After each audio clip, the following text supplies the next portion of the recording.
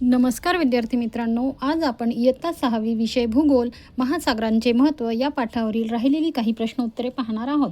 प्रश्न क्रमांक 3, समुद्र सानिध्य असलेला प्रदेश व खंडांतर्गत प्रदेश यांच्या हवामानात फरक असतो का व का? आणि याचं उत्तर आहे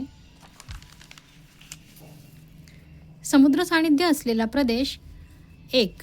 हवेत बाष्पाचे प्रमाण जास्त असते, तर खंडांतर्गत प्रदेशात हवेत बाष्पाचे प्रमाण कमी असते.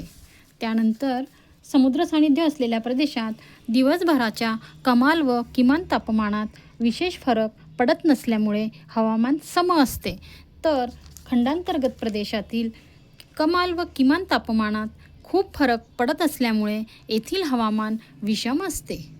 त्यानंतरचा प्रश्न आहे, पॅसिफिक महासागराचा किनारा कोणकोणत्या खंडालगत आहे? आणि ह्या प्रश्नाचं उत्तर आहे पॅसिफिक महासागराचा किनारा आशिया, ऑस्ट्रेलिया, उत्तर अमेरिका व दक्षिण अमेरिका या खंडालगत आहे.